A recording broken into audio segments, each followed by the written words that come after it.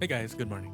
Today we'll be talking about some of the ML5s that are available through the Milestone of Radiance in Epic 7's current event.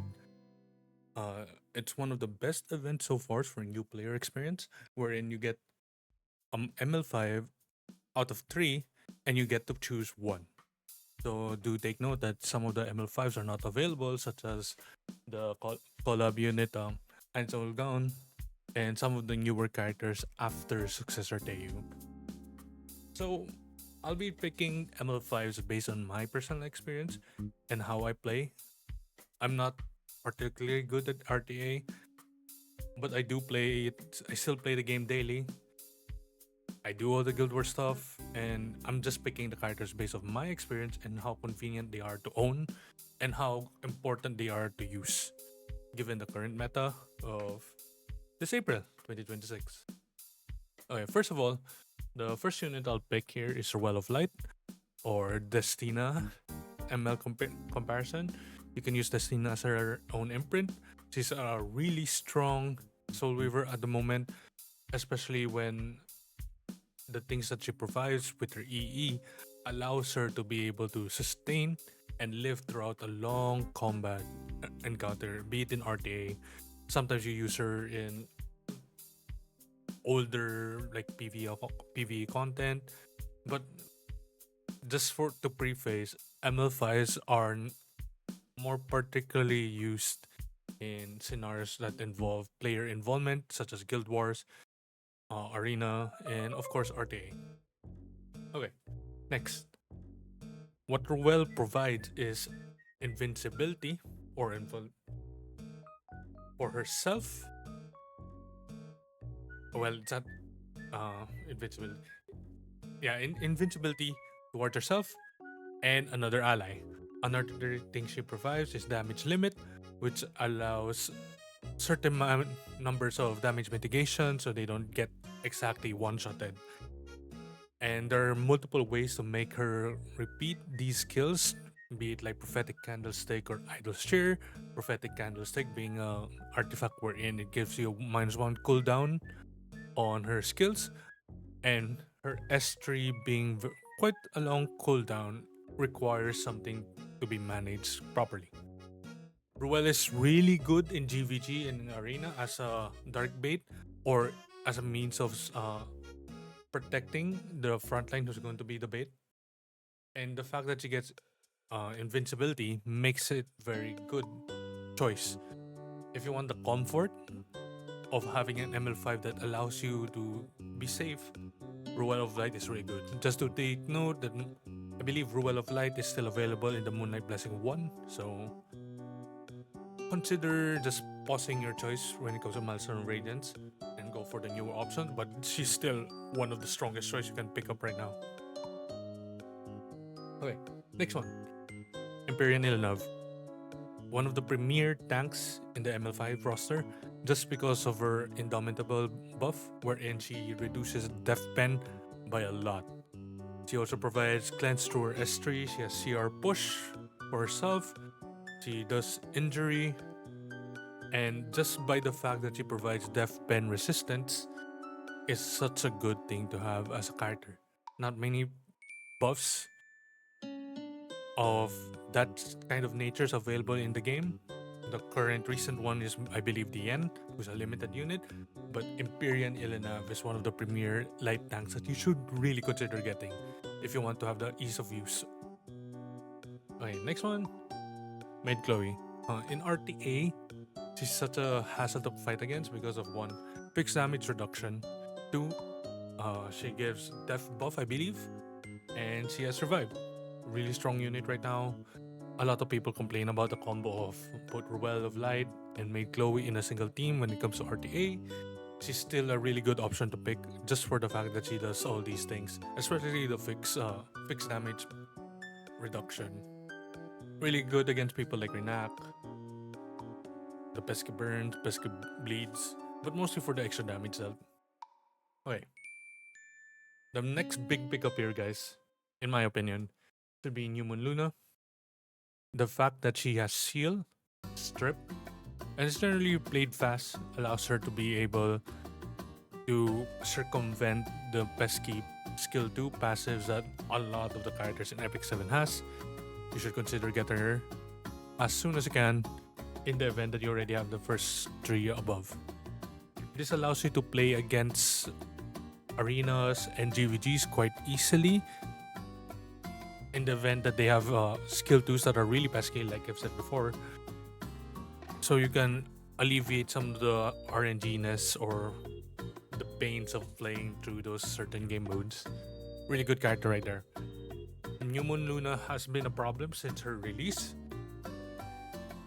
and I think she'll still stay that way. Okay, next one. Barwitch Syria. I'm not sure where to put her between any of these certain rankings, but I do think that she's a really strong character right now, especially in the RTA setting where I got destroyed by people who are so much faster than me playing Briarwitch Syria.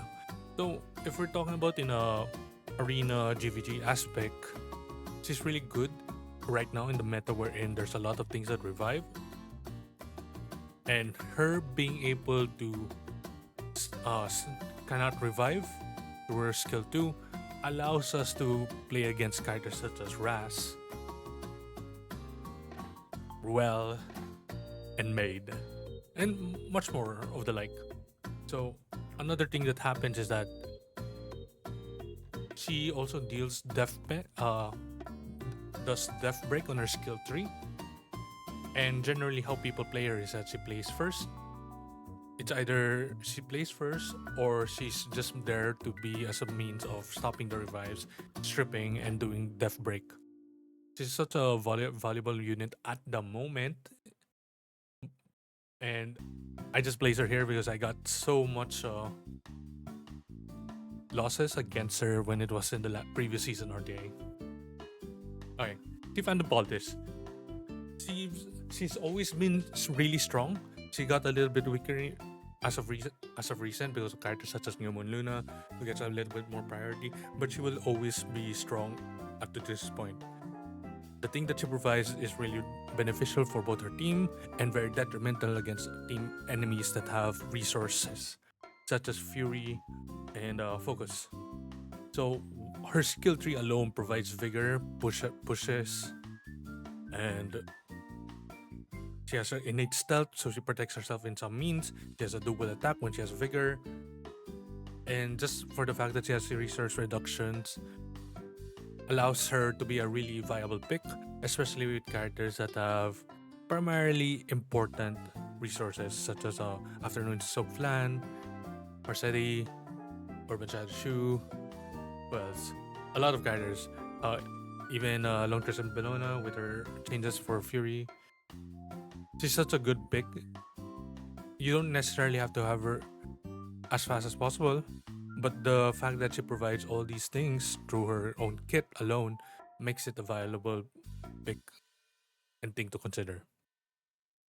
Next one, Beliayan. So a lot of the characters recently benefit a lot from having souls. So characters such as Freeren who are very pesky, characters with certain soul burns. Although characters that have their own innate soul burn for free, like Celine, circumvent that fact. But the fact that she allows to halt a certain mechanic in the game, more importantly soul burns, allows us to play in certain ways that prevent characters that rely on souls. Like I've said, Freeren is a prime example for this. She's really used as a counter against Freeren when it comes to GVG and Arena, and it's a really decent pick when it comes to RTA. So you should consider picking up Belian in the event that you don't have her. Next one would be Urban Shadow Shoe. This is still my favorite way to apply injury to the enemy. She gives herself. She has a skill tree. There's a lot of damage based on injury damage. She gives speed buff to the entire team with her EEs against stealth, and she's just a really safer way of applying injury quite successfully. And she's really pesky. So in the current meta, wherein a lot of the defenses in both Arena and JVG have HP scaling units, she still comes really clutch, in my opinion. Next one, Harsetti, big Harsetti. One of the characters, as you know, like a lot of these boss characters, Belian and Harsetti, find a way or find a means of like shuffling around certain mechanics of the game that we're really used to. Harsetti in this point makes the entire team slower herself. So she'll always go first unless it's characters such as Zio who have their own CR push. And having her deal both unbuffable, strip, a skill 1 that does a dual attack and def break, skill 3 that does a unbuffable on counter, makes it really strong. She even has an extra attack through her skill 1, and this allows us to play around the fact that in the event that the opponents have a faster team, having the fact that Arceti available allows us to play first and jumble up how they play. So she was a really strong ban when it came to like the entire meta wherein speed was king. And she's still strong, consider picking her up. Last one, Zio. Zio had a buff wherein his CR push, you don't necessarily need a lot of push. There, Smilegate was pushing for the fact that Zio has to be picked with the intention of being him, the first character. So with the recent changes, Zio is able to take first turn quite easily, and with the free characters such as Afternoon Soak Flan, allows us to combo with both Zio and Harsetti quite easily in the event that you're fighting characters who are innately fast. So he has a script through skill 3. With his skill 2, he's able to be bulkier. His skill 1 deals a lot of damage, especially with the extra attack, and still a really solid choice. Next one, I think who's really strong right now is Lone Crescent Bellona. With the recent changes that she has, she gets evasion, she deals AoE injury damage, she has a really strong skill 3. Skill 1 still hits a lot, and that alone makes it a very beneficial pick right at the moment. I think she's a really strong character to own, and you should consider picking her up. She also has one of the my personal favorite designs in the entire game, and I think that her recent changes allows her to be a really strong option when it comes to fighting against, like I've said before, characters that have both AoE and rely on max HP such as Belian. Next one, I think not a lot of people respect how LRK is in the recent meta. There's a lot of characters that have AoE right now, Freerin, Belian, and LRK with his more recent changes allows him to grant both immunity, speed buff, and deal a lot of damage. In combination with the artifact Crown of Glory, this allows us a way, a means of removing souls in the event that Belian's not available. Another thing is when it comes to arena and PvP, because of the prominent characters that have AoE, such as Belian or Freeran being used in using attacks, LRK serves as a means to protect the entire team and punish them through his skill 3, which is ramping, by the way. Okay, next one. I think Spirit Iceline has been generally considered really strong. She's seen characters that have countered her, like such as Setsuka, not Setsuka, sorry, Hekady as of recent. But her damage multipliers and the fact that she can revive and punish anytime she gets crit allows her to be still a very solid option when it comes to being used as a light bait, for example, or whenever you play RTA, she's a really good choice when it comes to having a solid hitting character that def bends through her S1 whenever she gets the passive. So I think that's it for the entire video. Here you can see here in the rest of the section are characters that I think have been beneficial so far. In the right hand side, these are the characters that are not available, such as Ainz, of course. And here in E, these are characters that I don't see particular use at the moment. They've been strong in the previous times. They've been a little harder to use for the longest time. It's just for when in the current state of the game, I don't really use them a lot. For sections such as D, C, and D, these are characters that have, for me, when it comes to flexibility, I don't see the use of them a lot. So I opted to set them in both C and D. It's either because they're not flexible or they have certain gear requirements wherein before they become effective, you need a certain like set of artifacts and gear that make them show how effective they are. Characters such as let's go late Eternal Wonder Ludwig. He needs a bunch of speed, enough speed while still retaining a lot of damage through his entire kit. He benefits a lot from like characters that have a lot of souls or in team cups with a lot of souls, but he still needs the damage necessary to be used. See, Pavel has seen much use as of recent because of his changes, uh, and that alone doesn't warrant enough for his flexibility.